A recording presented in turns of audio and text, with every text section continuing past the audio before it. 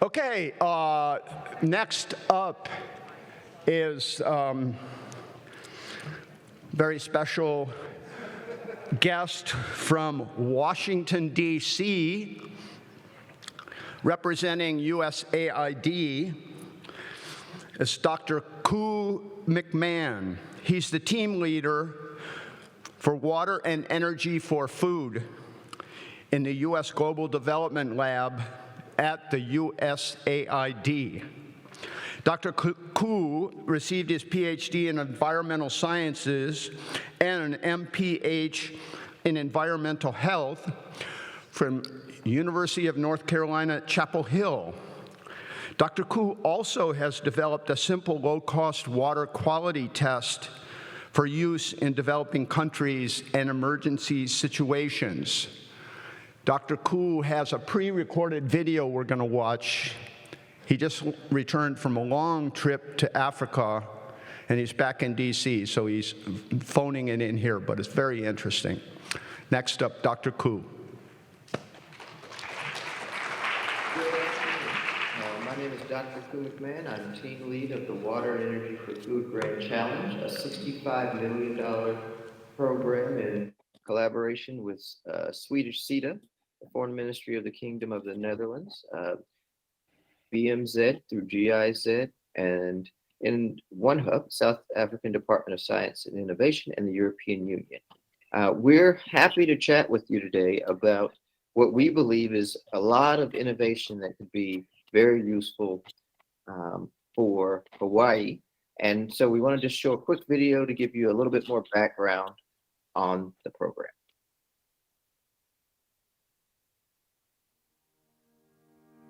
Did you know that food production uses 30% of the global energy supply? That agriculture consumes 70% of the world's freshwater resources? But that's not all. Farmers face many more challenges that negatively affect their food production and livelihoods. Climate change, for example, increases water stress and decreases soil productivity.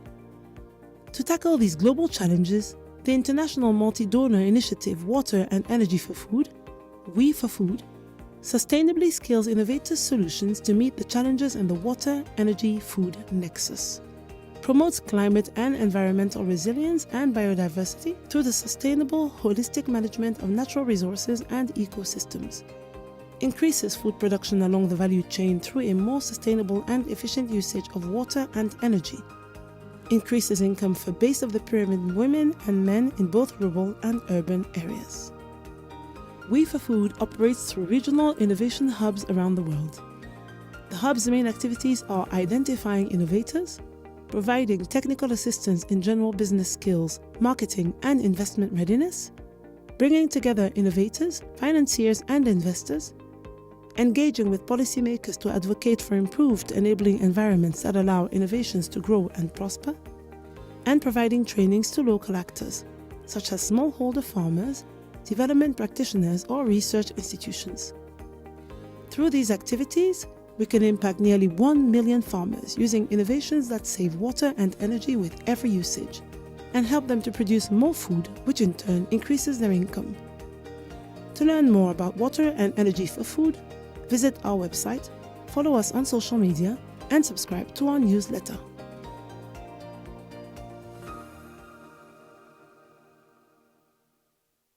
And so Water and Energy for Food, the Grand Challenge, is focused on three main areas. How do you produce more food with less water? How do you produce more food with less and more efficient use of energy? And also, some of our innovations can solve the water and energy challenge at the same time. Next slide, please. And so how do we do that? One, we go out, we source and find innovative companies who are working in the nexus of water, food, food energy, or water, food energy. We then provide them with technical assistance and business model support, development assistance, other ways, so that they can grow their businesses to help farmers. We also look at the policy and regulatory environment around those technologies, about what are the barriers to prevent their growth and scale. Work with an investment team to try to get those companies debt or equity investment. And then last but not least is we try to find different ways to support the smallholder farmers that we have with end user finance. And so what has this led to so far? So we've supported the scaling of innovations that have increased farmers' access to the innovations, to food produced and food processed. We've helped reduce more than 60,000 tons of CO2 emissions reductions so far. We've also helped support the private sector and mobilize investment. And so on that note, our overall program target is to reach more than 3 million farmers in the 5-year period. And we've already reached more than 235,000 in less than a year. We expect that number to go up significantly in the next 6 to 9 months to 1 million. And we feel like we're well on our way to reach the 3 million goal. We've also produced more than 330,000 tons of food to date. And we expect by the end of the program, we will have helped farmers grow more than 6 million tons.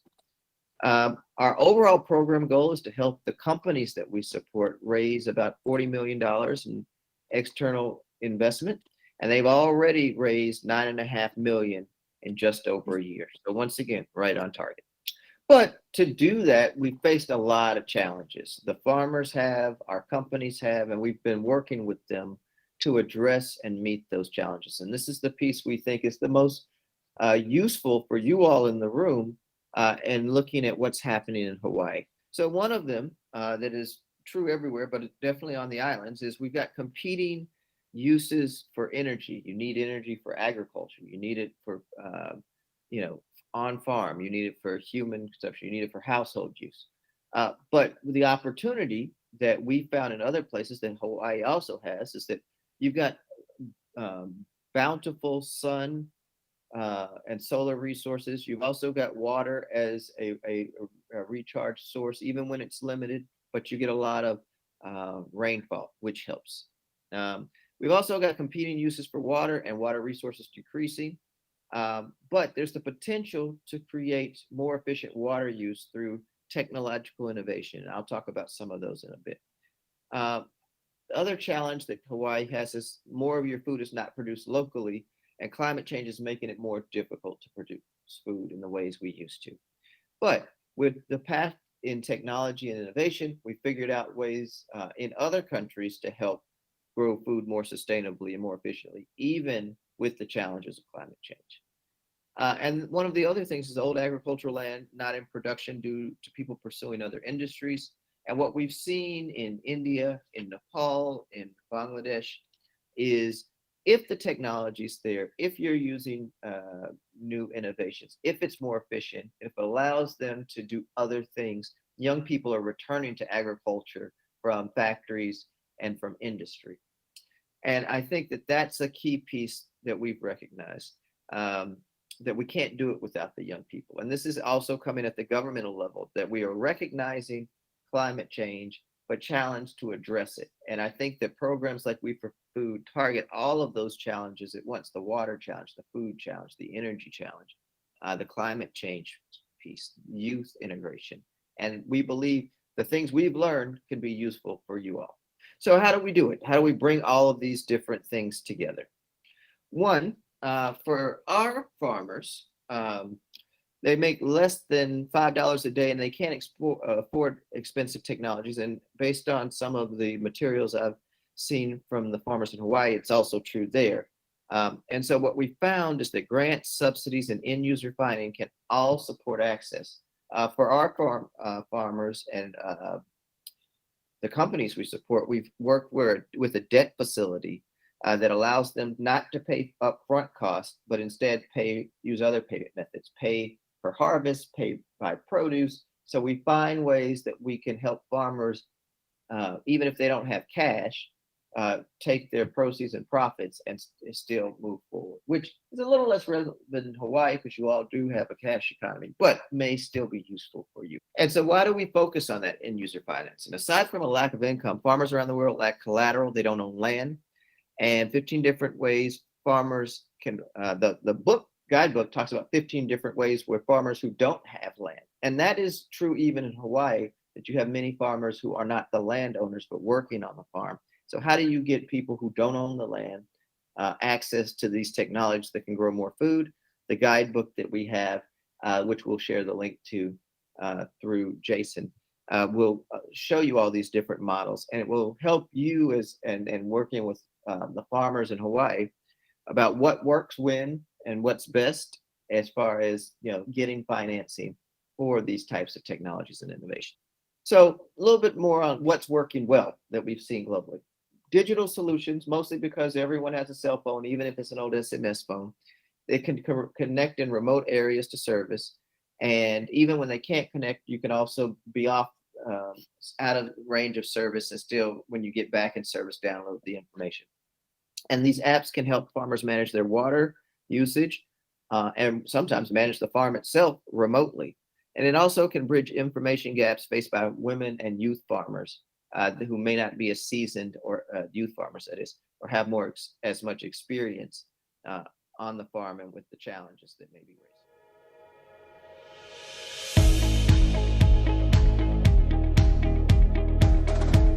The SOWE app is every farmer's best tool.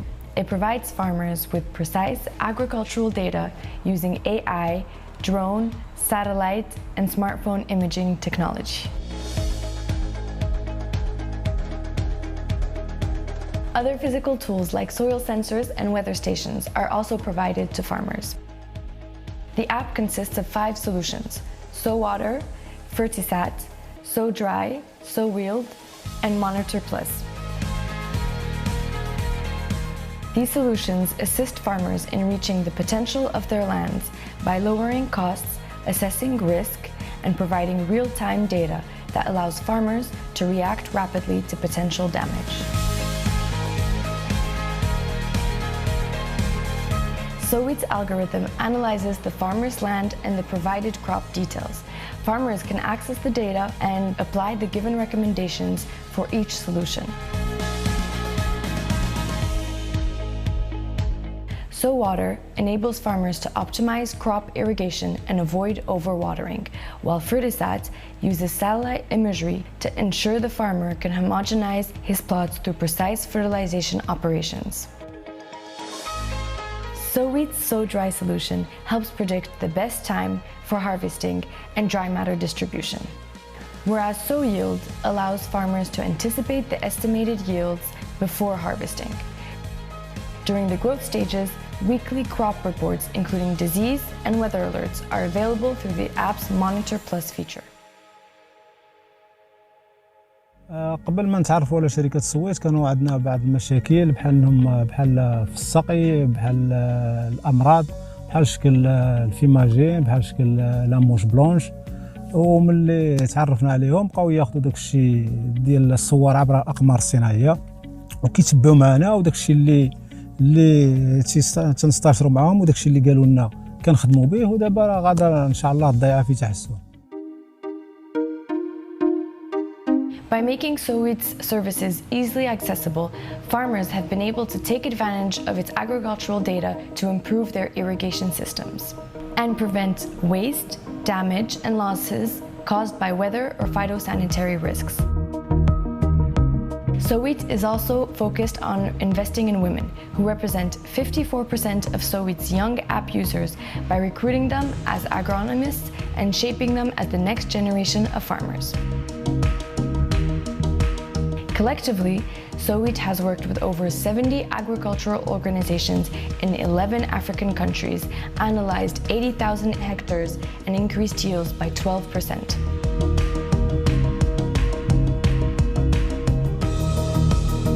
SOWE is constantly refining its services and expanding on-ground data collection to better serve African farmers, raising the potential of African agriculture through a seamless solution.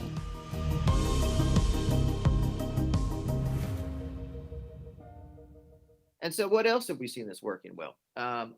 Hydroponics supports urban farming. People can grow food for themselves. It requires less resources than traditional farming. And this is an opportunity for tropical ecology and urban agriculture in the cities of Hawaii, such that you can, even not on the farm, still keep growing food in a water and energy efficient way. We've also seen from South Africa, Real Gardening's biodegradable seed tape reduces water use and helps growers learn good practices.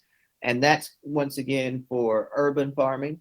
We talking about how do you grow in climate change. Adaptive Symbiotics Technology, which is a Seattle-based company.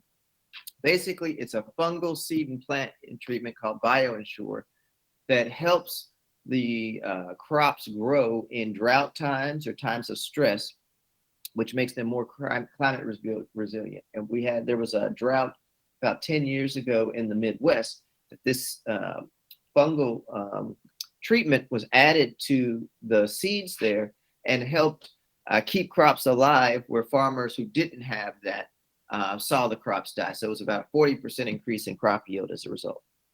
We also have beyond just agriculture, but to livestock and production. And we've seen this in South Africa. This is very relevant to what you all are doing in some parts of Hawaii, where Meat Naturally in South Africa focuses on sustainable beef production and using cows for conservation through grazing rotations. It also brings back some of the natural flora and fauna and also reduces the number of invasive species and weeds through that natural rotation. The Goat Trust in India also helps women farmers raise goats in a more environmentally friendly way. And Go Baladi in Lebanon uses local goat herders to develop dairy products from goats. And so we're seeing there are multiple uses and multiple ways in which you can work with livestock, reduce your water usage, and make it more efficient on farm. We've also seen a revolution in biogas production. It's an alternative energy source that comes from livestock waste or human waste and other on-farm products and turns that into energy. So one man's trash is literally another man's treasure and can power their house. And so it also makes a little bit more of a circular economy, allowing farmers to use their available resources and maybe reduce their use of diesel and gas emissions because they've got it on farm. So it's not only an energy source, but it's also an organic compost and fertilizer source. So it allows farmers to reduce the use of inorganic fertilizers and pesticides and grow stronger, more resilient crops. One of the things we've seen works the best is solar energy on farms. And there's certain parts of Hawaii where that could be possible because it can be used for irrigation systems, cold storage of produce, milling and processing technology. So if you can't get the produce to market quickly, you can convert it quickly such that reduces transportation costs, drying technologies, as well as desalination, which that last one, especially for some remote areas of Hawaii or areas which don't receive a lot of rainfall, that could be a very big use for you all. And it can both operate off-grid in remote areas or be connected to grids to boost power supply. So it's a one we've seen consistently work. And so, that's just some of the examples. I mean, there are many more. You can go to WE4F.org for the list of all the different types of innovations and companies that we work with that may be relevant to you all in Hawaii. But where do we go from here? What comes next? One, I believe that Hawaii has the potential to be an international agriculture hub because you've got a bunch of different microclimates that allow for experimentation and the testing of different technologies and different innovations in different ways. There's a lot of technical capacity and expertise on the island, as well as a long history in agriculture. So you can mirror the stuff you already know and bring in some new innovations and technologies, some of which are not that expensive. And also because the upcoming droughts and changes in weather patterns will demonstrate a need for these new innovative solutions. And so Hawaii could be a leader in finding them. So if there are parts of the islands that are challenged by droughts sometimes, this is one way that you can deal with that. Or even flooding, some of our water storage technologies may also be of use so that you can save water from the times when it's plentiful for the times when it's lean. But in order to become a hub, there has to be a connection between the local private sector, local farmers, and government.